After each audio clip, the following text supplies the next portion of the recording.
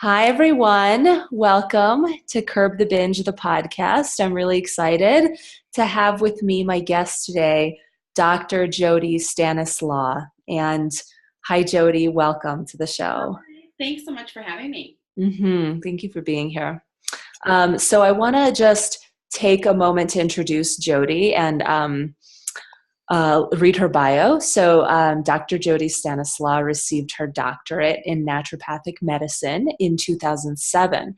She is a certified diabetes educator, type 1 diabetes specialist, and an engaging speaker. Having overcome the struggles of living with type 1 diabetes since the age of 7, she has dedicated her career to helping others live a healthy and happy life. Her TEDx talk entitled "Sugar is Not a Treat" has over 430,000 views now. Via her virtual consulting practice, she has helped thousands of patients from over 30 states and 10 countries. While most medical visits only look to the problem at hand, Dr. Stanislaw focuses on the whole picture of one's health. She appreciates that being healthy is much more than just the absence of disease. Beyond the condition that someone comes to her for, she also helps patients with optimizing nutrition, emotional wellness, adopting healthy habits, what supplements to take, and more. And we'll tell you more about how to get in touch with Jody at the end of the call. Okay, so thank you, Jody, for all the work you do. This is so important to have holistic models like this. And so thank you for that. And I just want to start by asking you what you love most about your work. Without a doubt, interacting with amazing people all around the world.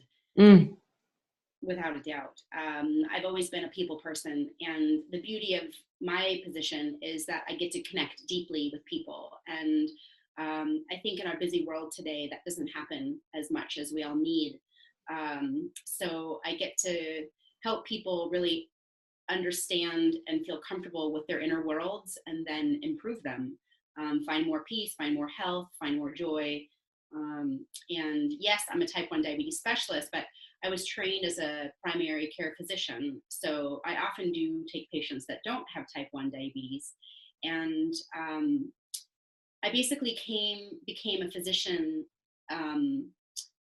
because I had such an amazing experience when I was diagnosed. I was in a children's hospital in Seattle for a week, and the doctors took such great care of me. I thought, this is what I want to do for others. And it took me about 30 years to actually become a doctor. I became a holistic doctor because I really wanted to focus on the whole person and use natural methods for healing. So it's a joy to really connect with people and help them improve their lives. That's beautiful. And yeah, it's obvious from your bio and from how you talk that you're not just taking a one-dimensional approach with them. It seems like you really work with them on all facets of their lives. I'm basically the kind of physician I always wished I could find. Isn't that the ideal? Yeah. Mm-hmm. Just to not just look at my labs, but really ask about my emotional health and my diet and my stress levels, and really care for me as a person, not just as whatever, the condition I'm coming in for. Right. I'm reminded of that, that saying or that story that a doctor used to only get paid when their patients stayed healthy, right? Brilliant. Yeah. I wish we could bring that back. Well, I think you are, in a way, maybe not with the payment structure, but with your approach. Yeah. So, you've told us, you've touched on this a little bit about how you got into working with diabetes, obviously, having struggled with type 1 or being diagnosed with type 1 when you were so young. Can you tell us more about what led you into what seems like really a passion around sugar and diabetes? If you can believe this, the standard recommendation given to patients with type 1 diabetes is that we can eat anything we want, dessert, pizza, anything, and just take more insulin to cover it. And that is not only what is recommended at doctor's offices, but what is presented at diabetes camps. And I was the kid at diabetes camp, and I tell all of my patients with, that are kids to go to diabetes camp. But I always have to warn them that they will be eating cereal and bread and pasta and ice cream, because I can understand why this horrible recommendation came to be. If in 1980, when I was diagnosed, I was put on an incredibly strict eating plan. I weighed and measured all of my food. I had to write down what I ate. I was allowed 2 things with sugar a week, which of course ended up in me sneaking things and binging on things and, doing everything behind my parents' back. And so then somewhere, I don't know if it was the 90s, the pendulum swung to the other side. And now doctors were saying, oh, well, we have these new faster insulins, so you can just eat anything you want and take more insulin to cover it. And sure, I did that for a while. I can eat frozen yogurt for lunch and a bagel for breakfast and pizza for dinner. But you cannot have good blood sugar levels if you do that. And it's not good for you anyways. But the recommendations out in the world today are not helping patients. Less than 25% of patients with type 1 diabetes actually can attain even close to healthy blood sugar levels, which means millions are living with dangerous blood sugar levels on a daily basis. So yeah, it really enrages me, and seeing not only society at large's acceptance of sugar, but we're even now recommending it to patients who can't even manage their own blood sugar levels. It's so accepted that it's even recommended to diabetics. It's just crazy. It is. So I'm going to ask a kind of obvious question. Okay. Which is, why should we care about blood sugar levels? What does it mean, dangerous blood sugar levels? What does that even mean? Why would they be dangerous? Yeah.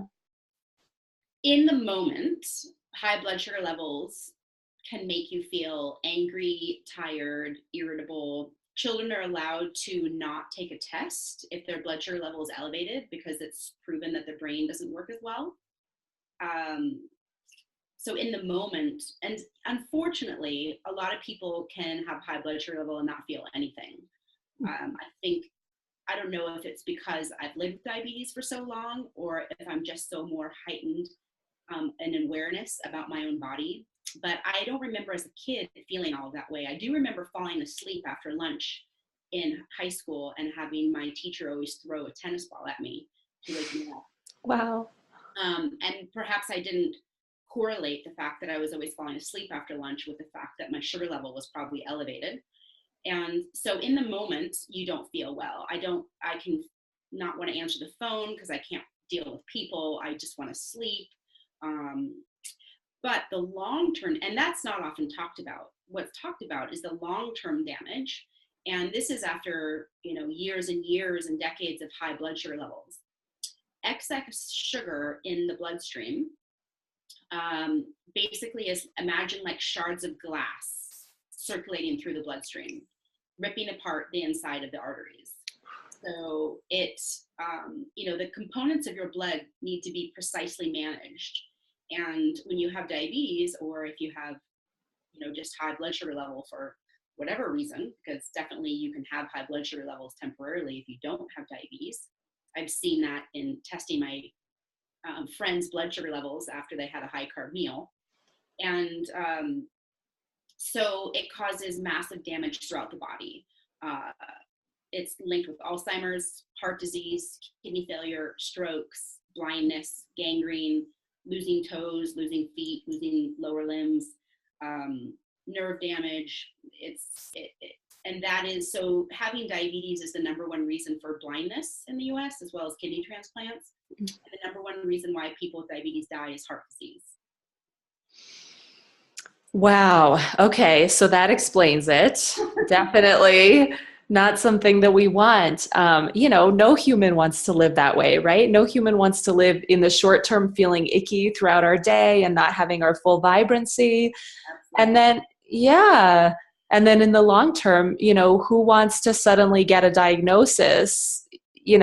One of the, and that's, I think, it's just something we all wish to never go through for us or our loved ones. And so here's another perhaps obvious question is, for type 1 diabetes, if there is this synthetic insulin now, then how come, if we can just inject the insulin, how come it's so hard still to maintain healthy blood sugar levels, right?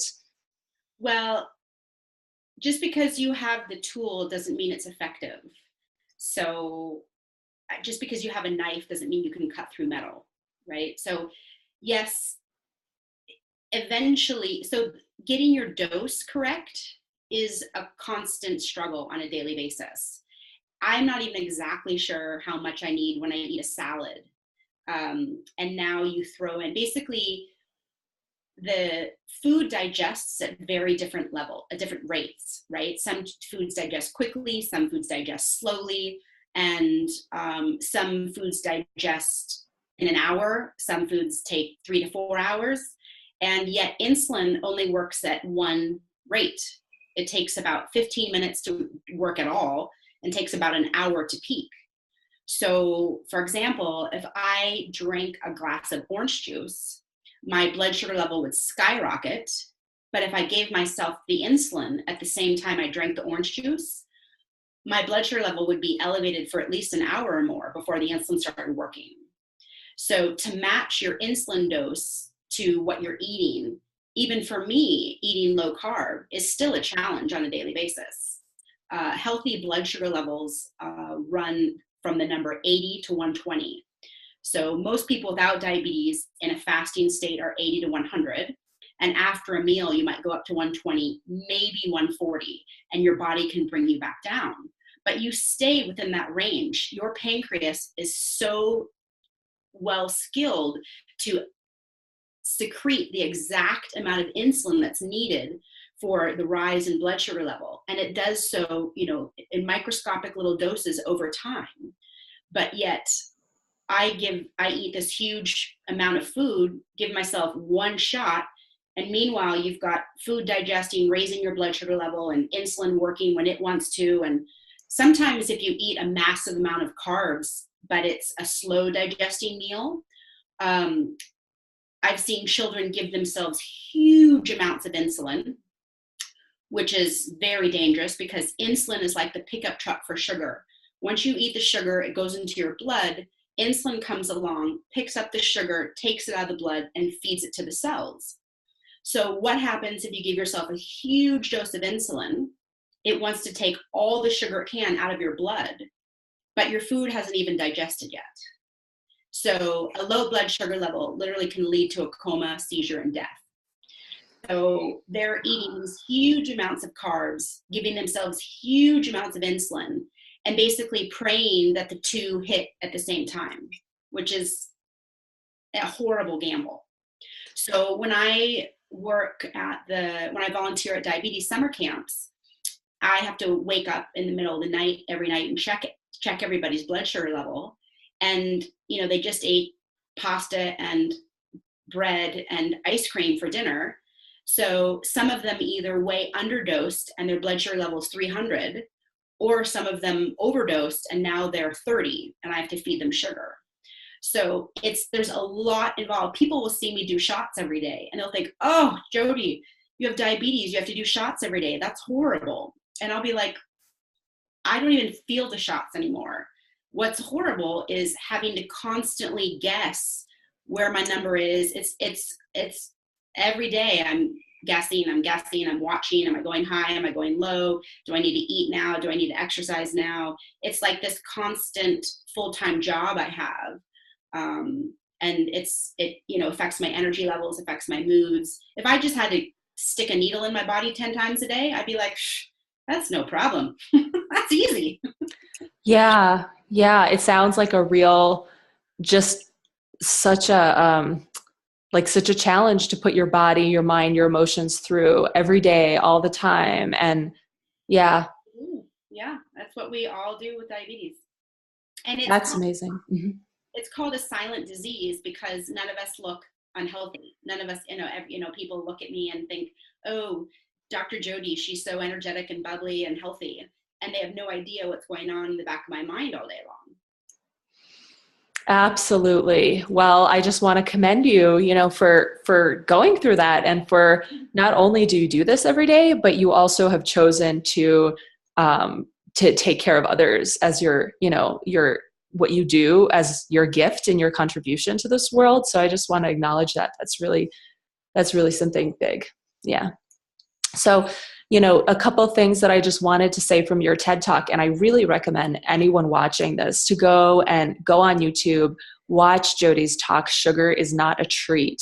And, I want to talk a little bit about that talk and bring some things that you said in the talk. So you chose such a powerful title, Sugar is Not a Treat.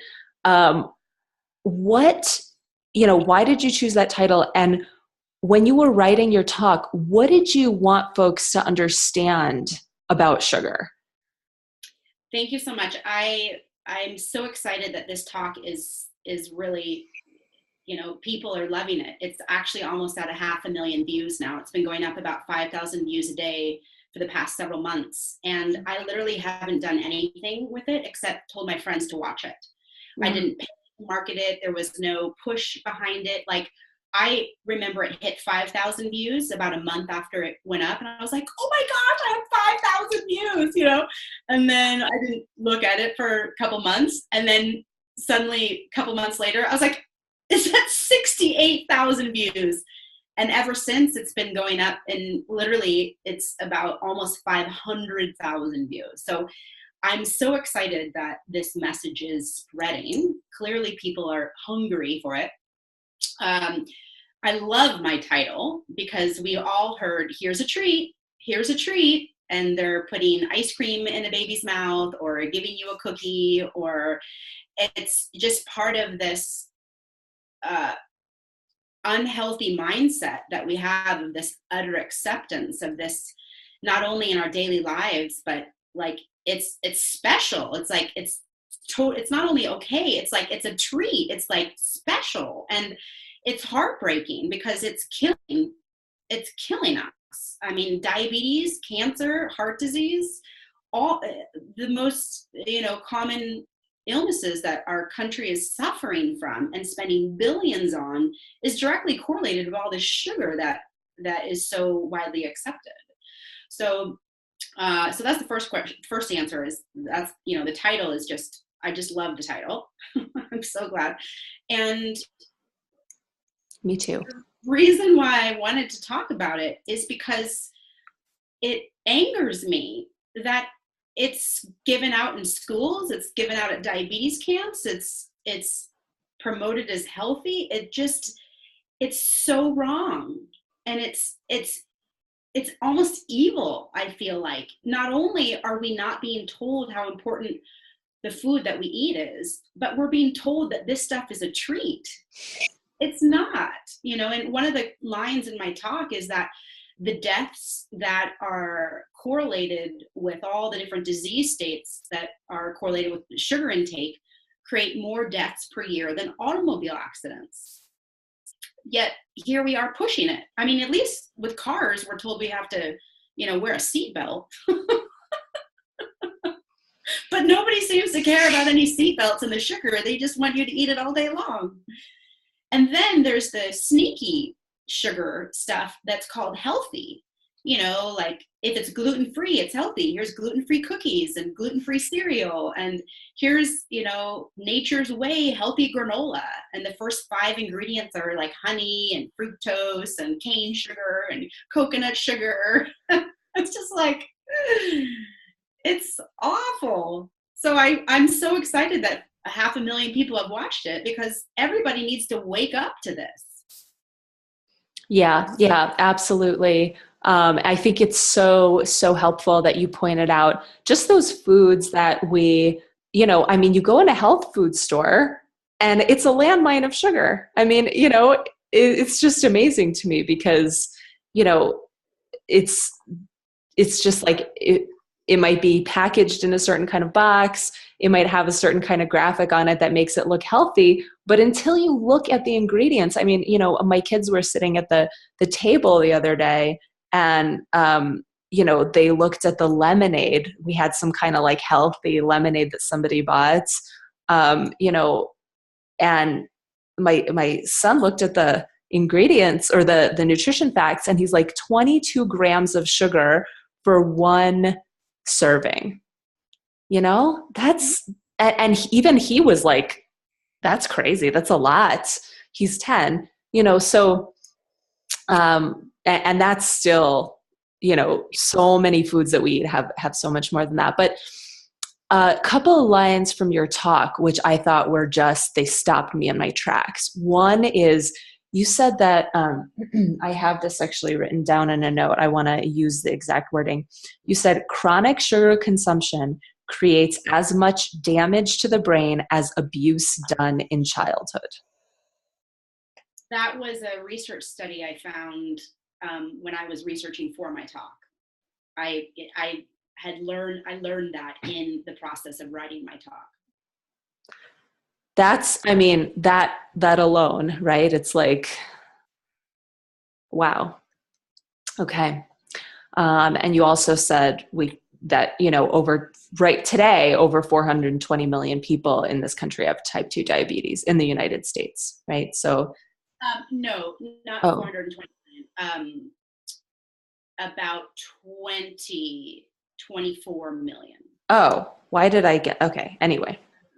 That's the number of views, 420. No, I mean, I think I must have heard it wrong or something. And plus large numbers like that, I can't even comprehend them. At that point, I'm like, how much is that? Yeah. That's just the way my right brain works. Too optimistically, because I just said, oh, no, 420 million is how many views I have. Well, oh, yeah. That's not true either. Yeah, maybe. Well, okay. So, okay, well, a lot, right? And you made the point that if we don't slow down and take intervention in the next few decades, then it'll be something like 1 in 3 people will have type 2 diabetes, which is, something to think about. Okay.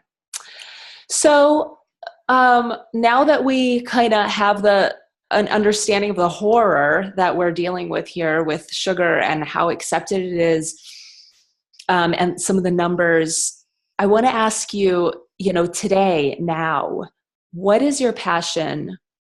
What is really driving you today? And in your work, what are you drawn to? This topic is, of course, on the forefront of mind all the time. Whether my patients have diabetes or not, I'm constantly helping people bring in more whole foods. I love Michael Pollan's book, Food Rules. And his 3 first rules are eat food, and then he defines what food is. And basically it comes from nature. Not too much, and mostly plants. And those are his 3 main food rules. And I love it because everybody else is, got all these books and diets and complicated plans. And so I'm very passionate about helping people improve their diet. And I understand that a lot of people are addicted to sugar because it is very addicting. So I can definitely help patients. And I help patients around the world. I have a virtual practice. So it's certainly not just an American problem. It's everywhere. Australia, Asia, Europe. So I have patients all over the world. And the important thing is to get off sugar is to start slowly. Some people can kind of do all or nothing and they just stop cold turkey, but that works for some people, but not everybody. And some people feel so addicted that they can't. But the first thing that you do is you want to add in more vegetables. And then I have a protocol for helping improve the flora in your GI tract, because what you eat also trains the bacteria in your GI tract to cause certain cravings, but yet that's malleable based on your choices. So I have a whole kind of step-by-step process that I help people improve their diet. That is something that's in the back of my mind or the front of my mind with all of my patients. But the specific project that I'm most excited about right now, marketing, is I have type 1 diabetics do not have good care, the majority of them. It's very hard to find a physician who really thoroughly understands the importance of getting good blood sugar levels and how to do it. It is a very complicated skill to have, and frankly, most physicians don't have it. Even, quote, endocrinologists that are supposed to be the experts. I've lived with diabetes for 38 years, and I think that's the best way to become an expert, frankly. And so I have been passionately creating an online course the past 2 years to put all of my most powerful life-changing trainings into a series of videos and handouts. So I have finished that, and now I'm starting the next phase of getting this online course out to as many patients with type 1 diabetes as I can. So anybody listening, if you have type 1 or know somebody, please send them to my website. And it is, to me, the most life-changing training for type 1 diabetes that truly has never before existed. I have a course on mastering your blood sugar with exercise. I have a course on nutrition and how to dose, what to eat, what you need to know. I have a course on how to take care of your emotional health and be kind to yourself. I have a course on just basic insulin dosing that every diabetic needs to know. So even if somebody's not a diabetic, there's some great recipes in my nutrition course and fascinating information in the exercise course. Different exercises affect the blood sugar levels differently, and that definitely applies to anybody. So that's the number one project that I'm focused on. But more specific to our topic, I also love to help people cut down on their sugar intake. It's been great. I've received so many emails from my TED Talk, and I had one lady say she had a muffin every morning for breakfast. And in my talk, I say, muffins are just cake without frosting. And she said, oh, I didn't even realize that. She thought she was eating this healthy carrot muffin. And she said after a month of not having that muffin for breakfast, she's already lost, 5-10 pounds or something like that. And so many people are like, I've made the smallest change to my diet after listening to your talk. They cut out, one sugary thing. And they're like, I cannot believe how much better I feel. So. That's awesome. That's awesome. And just very, very briefly, if someone has type 2 diabetes or pre-diabetes or is just concerned about their blood sugar levels, it sounds like there might be something in that e-course that would also be helpful. Is that okay? It's really important for people to get a better understanding of blood sugar levels. And people can also work with me privately. And that information is on my website, which I'm sure we'll share. Yeah. Well, and let's share it now too, just in case folks are just like, so ready. I mean, just let us know, and then we'll say it again at the end. Okay. Yeah. The website is simply Dr. Jody ND, which is DRJODYN for naturopathic ddoctor.com. And the consultation option is there. You can sign up. My calendar is there. You can sign up to have a call with me, and I do Zoom or Skype with patients around the world. And you can even do a free intro session. I have a 10-minute free intro session if you're not sure if working with me is a good fit for you. And then, of course, all my courses are there, and I'm doing retreats. So I have a retreat in Mexico, women's wellness retreat in Mexico. Amazing. We're going to do transformational workshops and really great self-care. You're going to come away feeling amazing. And we're at this villa, this beachside villa, where every bed has an ocean view. It's in Sayulita, Mexico, which is about an hour from Puerto Vallarta. And it's only 12 women max, and November 3rd through 9th in Sayulita, Mexico. So that's also on my website. So check that out. That sounds amazing. Okay. So tell us about compassionate voice work. Yes. What is that? That is a topic that I definitely wanted to mention today. So thanks for bringing it up. I definitely had many different reasons why I started binging on sugar. One was my rebellion from the strict rules I was given. One was because oscillating blood sugar levels cause crazy cravings anyways, and this happens in the general population. But number three is really, it was so comforting to me. Both my parents worked and I was home alone a lot. And so it really became an emotional thing. So I started binging pretty intensely when I was probably starting at 11 or 12 maybe.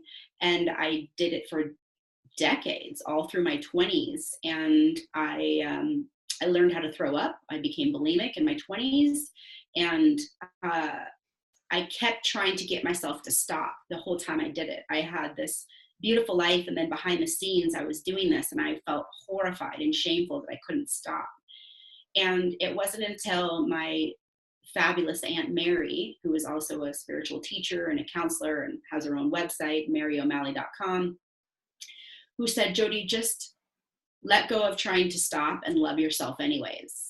And it was a radical thought because I was a perfectionist and I wanted to do everything really well. And I thought, love myself while I'm binging? It just blew my mind. And so she taught me this whole process that I have actually named compassionate voice work. And it's like really connecting with that part of yourself that's in pain. And instead of just going through your life trying to get everything perfect, which is an exhausting, aspiration and impossible, which it's taken me 40 years to learn. I just became in touch with the little girl who was 7 when she was diagnosed, who was 2 when her parents got divorced. And I realized she was so sad that, she learned that food was her comfort at a very young age. So instead of trying to be the perfect eater and get rid of this eating disorder, I fell in love with the little girl who was reaching out for, for comfort. And compassionate voice work is a process of naming these parts of yourself, giving them a name. So I named her Hungry Hannah. And then actually getting to know her, letting her talk, journal. What does the little girl want to say? And let her be mad and let her be angry and be the loving parent to her. I'm so sorry you're hurting so much. Let me give you a hug. Like, I understand why you're so upset. And it was this process that finally allowed me to, after 15 years of secretly binging and throwing up, finally allowed me to move on. And it's life-changing. We all know that sugar's bad and we shouldn't eat it. But if we could stop that easily, it wouldn't be a multi-billion-dollar industry. So I approach it with patience from the physical aspect of, yes, you've created cravings within your body that we need to address on the physical level, but there's likely an emotional component there too. So compassionate voice work is really about, instead of just using willpower to get your beep in order, we start with loving where you are at. Like, nothing is wrong with you right now. Whatever you're eating, whatever you're doing, whatever you're binging, let's just sit with that for a couple weeks without wanting to change anything. And it's like trying on a new pair of clothes that feel really awkward. And people are like, are you kidding me? I'm like, I don't care what you eat this week. All I care is that you're kind to yourself. That's it. And that's the first assignment I give people. And then I explain to them that it's really like learning a new sport. If you took your first tennis lesson today, how good are you going to be at tennis this week? So I also remind them to be compassionate with themselves with how bad they're going to be at trying to love themselves. Absolutely. Yeah. It really does feel so unnatural at first. And sometimes when something feels unnatural, we assume that it's wrong. Yeah. Right. Yeah, absolutely. Yeah. I think that's really, really beautiful and absolutely true. I mean, every approach, I think I've been, in the field working with binge eating and food addiction for some years, much, much less than you have, but about 5 years. And everything that I found that works, that seems to work for people has to address that emotional, and specifically, how do we talk to ourselves? What's the story, right? That we repeatedly tell. And yeah. Okay. Yep. Kindness and compassion with where you're at right now is always a great place to start. And it's kind of mind blowing to people when they hear that. As it was for me. I'm like, love myself as I'm binging. My Aunt Mary was like, yep. I'm like, okay. Yeah. And how beautiful that you had that with Mary. Mm-hmm. Yeah. So, okay. And yeah, it's interesting because I talk to different people, and this is a question I ask other coaches, because I do have, a network of other coaches and other practitioners such as yourself that, sometimes I email them and I'll say, hey, I have a client who's dealing with this, or, how would you approach that? And one of the most recent questions that I emailed my girlfriend, Jen Eden, who's an amazing coach.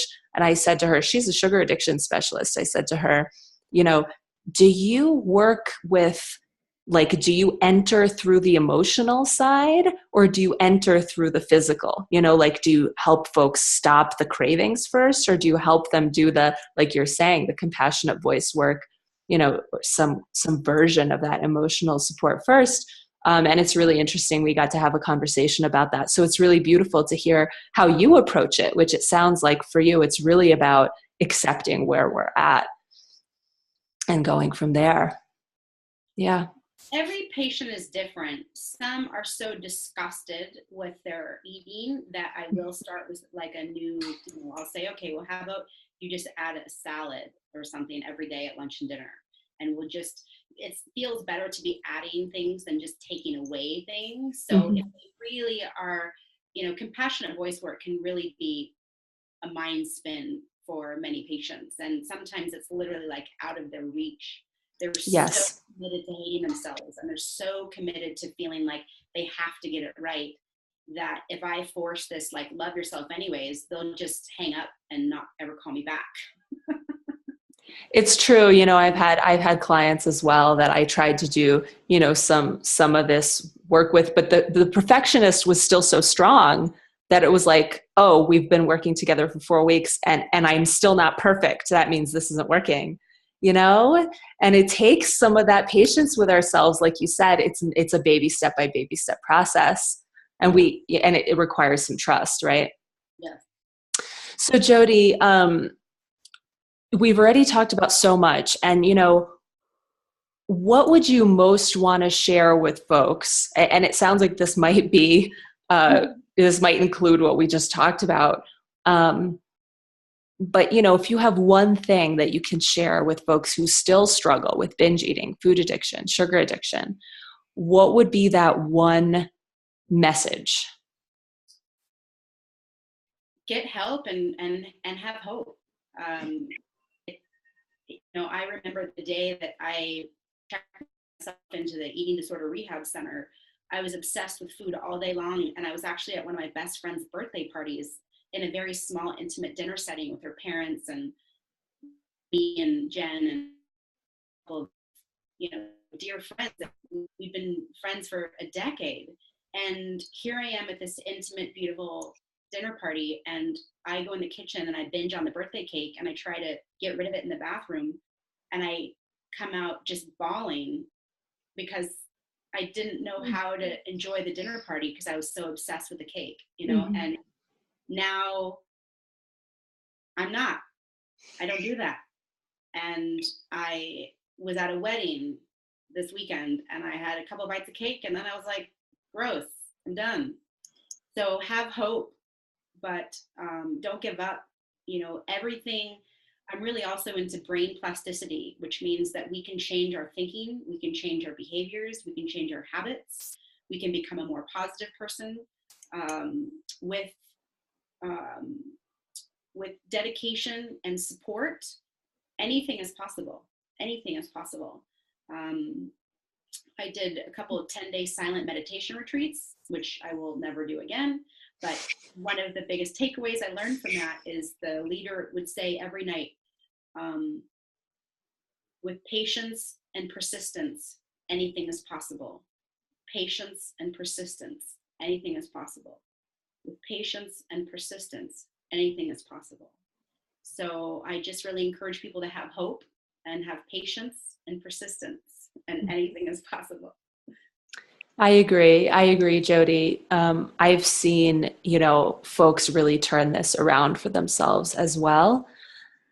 And it's a process and it's a journey, that we need to be willing to go on.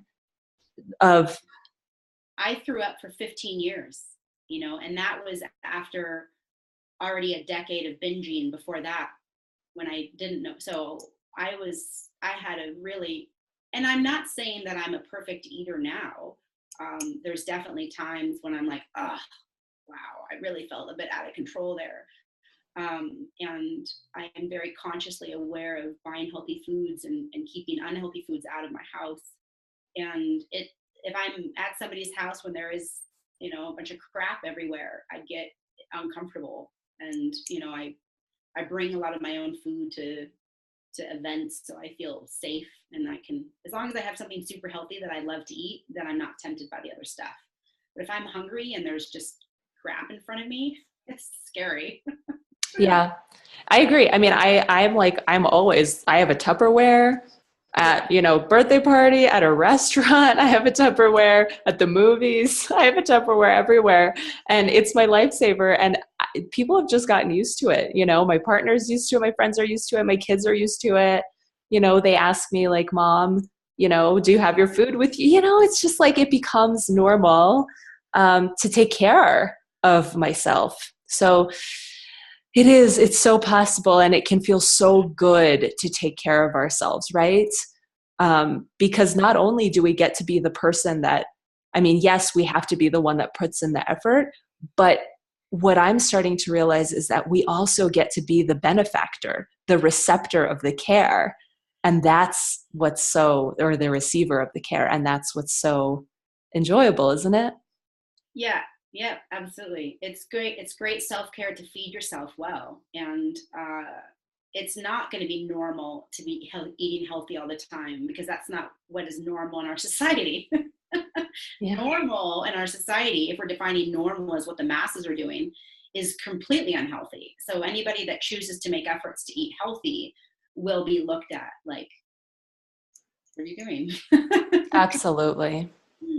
It's so true. So before we let you go, will you share with us a story that from your practice, or you've seen, you've witnessed, that just a story of transformation that can inspire us on our own journeys? I have so many, and it's all about, for example, like in my TEDx talk, I say, why don't you just start your day with protein instead of a bowl of cereal or a bagel or toast or, a mocha. And I've had so many patients simply change their breakfast and feel amazing. I get emails all the time that I had one patient, as I said, my story in the TEDx talk was, this patient was having a zucchini bread for breakfast with a vanilla latte. And, zucchini and latte don't sound evil. I'm said, that's all sugar, that, right?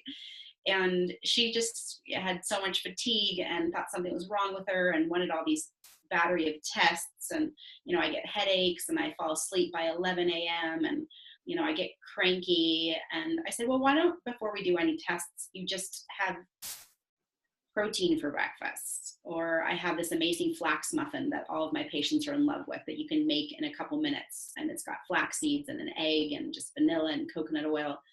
So if you want that recipe, contact me as well. Or chia seed pudding. I make this peanut butter chocolate, chia seed pudding. I say, just change your breakfast to something wholesome and protein based. And she felt amazing. People lose weight, their energy is improved. So it doesn't have to be like, you don't have to become a meditating vegan, Yes. So small things you've seen really change things for people. Absolutely. Yep. Awesome. Okay. Well, so let's dive in again and just really give folks all the ways that they can contact you and take advantage of everything that you have out there right now. Sure. Go to my website, Dr. Jody ND, DRJODYN as in naturopathic, D as in doctor.com. And the links to my social media are there at the bottom. The link to work with me is there. The link to learn about my Mexico retreat is there. The link to my courses are there. So basically, my website is the hub for everything. There's a contact tab at the bottom. There's news and events where I'm speaking, and my TEDx talk is on my website. So anyway, the best way is just to visit my website and you'll see all those options. Awesome. Thank you, Dr. Jody, for all that you do. And just thank you for being a presence on our show today. We're all really blessed to have you. Well, it's an honor. It was super fun to connect with you and your audience. You as well. Okay. See you next time. Bye-bye.